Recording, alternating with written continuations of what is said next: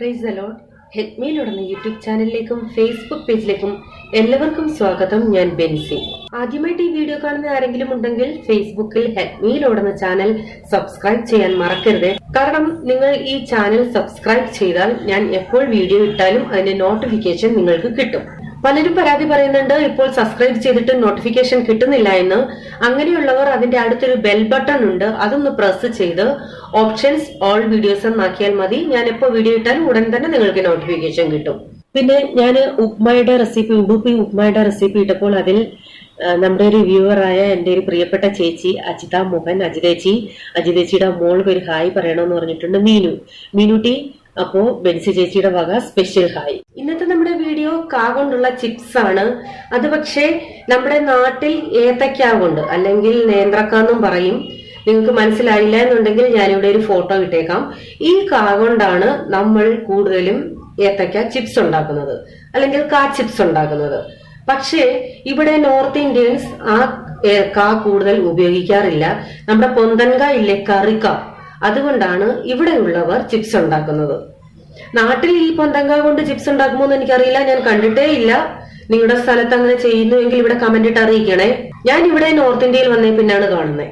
അപ്പൊ ഇതിവിടെ പല രീതിയിൽ ഉണ്ടാക്കാറുണ്ട്. ഇത് സാധാ നമ്മൾ ചിപ്സ് ഉണ്ടാക്കുന്ന രീതിയിൽ ഉണ്ടാക്കാറുണ്ട്, അതിൽ മസാല ചേർത്ത് ഉണ്ടാക്കാറുണ്ട്, പിന്നെ മുളക് പൊടി ചേർത്ത് ഉണ്ടാക്കാറുണ്ട്, നമ്മുടെ സാധാ ചിപ്സ് പോലെ വട്ടത്തിലരിഞ്ഞും നീളത്തിലരിഞ്ഞും ഉണ്ടാക്കാറുണ്ട്. പല രീതിയിൽ വെറൈറ്റി ഉണ്ടാക്കാറുണ്ട്. സോ ചിപ്സ് ഉണ്ടാക്കാൻ വേണ്ടി ഞാനിവിടെ 1/2 കിലോ കായ എടുത്ത് വെച്ചേക്കുന്നത്. അതേ കറുക്ക പൊന്തൻക. ആദ്യം നമുക്കിതിന്റെ തൊലി കളഞ്ഞ് അകത്തുള്ള കാ മാത്രം എടുക്കണം. ചെത്തിയല്ല, തൊലി കളഞ്ഞ് തന്നെ എടുക്കണം. അതിനു മുമ്പ് കയ്യിൽ വെളിച്ചെണ്ണ തേക്കാൻ മറക്കരുത്, അല്ലെന്നുണ്ടെങ്കിൽ കൈ മൊത്തം കറയാവും. അപ്പൊ ഒത്തിരി കട്ടിയില്ലാതെ ഈ പരുവത്തിലാണ് ഞാൻ ഇരിക്കുന്നത്. ഇങ്ങനെ. അപ്പൊ ഞാൻ 2 എണ്ണം നീളത്തിലും ചെയ്യുന്നുണ്ട്.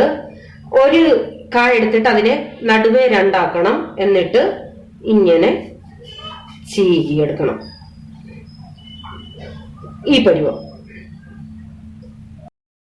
2 സൈസിലും അരിഞ്ഞു വെച്ചിട്ടുണ്ട്. ഇനി നമുക്ക് ഫ്രൈ ചെയ്യാം.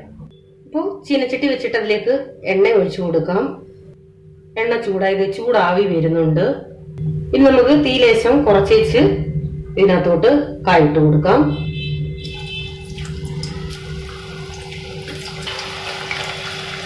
ഒത്തിരി അങ്ങ് ഇടണ്ട, കാരണം അത് ഒത്തിരി ഇട്ടാല് അത് ഇടുങ്ങിയിരിക്കും. ഇത് ഒന്ന് ചൂടായിട്ട് തിരിച്ചിട്ടാ മതി, ഒന്ന് ഇളക്കിയാൽ മതി. ഇട്ട ഉടനെ ഇളക്കല്ലേ, അന്നേരം കുഴഞ്ഞു പോകും. ഞാൻ തീ മീഡിയത്തിലായിട്ടേക്കുന്നേ. നിങ്ങൾക്ക് മഞ്ഞ കളർ വേണം എന്നുണ്ടെങ്കിൽ ഈ എണ്ണയ്ക്കകത്ത് അല്പം മഞ്ഞപ്പൊടി ഇട്ട് കൊടുക്കുക. ഞാൻ ഇച്ചിരി മഞ്ഞപ്പൊടി ഇടുവാണ്. ഇനി ഒന്ന് ഇളക്കാം, ഒന്ന് ചൂടായ ശേഷം.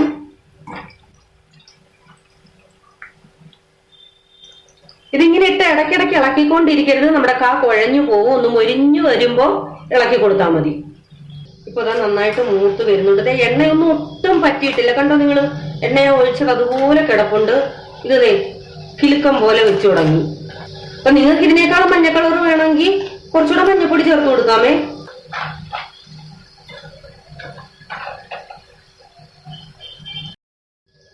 നിങ്ങൾക്ക് എണ്ണ ഏത് വേണേലും ഉപയോഗിക്കാം. വെളിച്ചെണ്ണ ഉപയോഗിച്ചാൽ ഒരു നാടൻ ടേസ്റ്റ് കിട്ടും. അതല്ലെങ്കിൽ സൺഫ്ലവർ ഏതാണെന്ന് വെച്ചാൽ യൂസ് ചെയ്യാം. ഞാനിപ്പോ സൺഫ്ലവർ ആണ് എടുത്തേക്കുന്നത്. ഞാനിത് കാ ഇട്ട് കഴിഞ്ഞ് ഒരു ഇച്ചിരി നേരം മീഡിയം തീയിലും, അത് കഴിഞ്ഞ് മൊരിഞ്ഞു വരുമ്പോ ഇച്ചിരി തീ കൂട്ടി വെച്ചുമാണ് ചെയ്യുന്നത്. ഇനി നമുക്ക് ഇതിന്ന് ഒരെണ്ണം പുറത്തോട്ട് മാറ്റി വെക്കാം. എന്നിട്ട് തണുത്തിട്ട് കഴിച്ചു നോക്കുമ്പോ അറിയാൻ പറ്റും. ഇത് നോക്കി മൂപ്പ് അറിയാൻ പറ്റാത്ത കുട്ടികളുടെ അങ്ങനെ ചെയ്താൽ മതി. മൂത്ത് വരുമ്പോ നിങ്ങൾക്ക് സംശയം വെന്തെന്ന് പരുവമാവുമ്പോ ഒരെണ്ണം എടുത്ത് പുറത്തോട്ട് വെക്കാം. അത് തണുത്തിട്ട് കഴിച്ചു നോക്കിയാൽ മതി. ഇതിപ്പോ നന്നായിട്ട് മൂത്തു. നിങ്ങൾക്ക് വേണമെന്നുണ്ടെങ്കിൽ അല്പം ഉപ്പ് പൊടി വെള്ളത്തിൽ ചാലിച്ച് ഇതിനകത്ത് ഒഴിക്കുക, അല്ലെങ്കിൽ ലേശം ഉപ്പിട്ട് ഇതിനകത്ത് തന്നെ ഇട്ട് ഇളക്കാം. അതല്ല എന്നുണ്ടെങ്കിൽ, ഞാനിപ്പോ അങ്ങനെ ചെയ്യുന്നില്ല, അതല്ല എന്നുണ്ടെങ്കിൽ ഇത് കോരി മാറ്റിയ ശേഷം കുറച്ച് ഉപ്പ് പൊടി ഇട്ടൊന്ന് ഇളക്കിയാൽ മതി.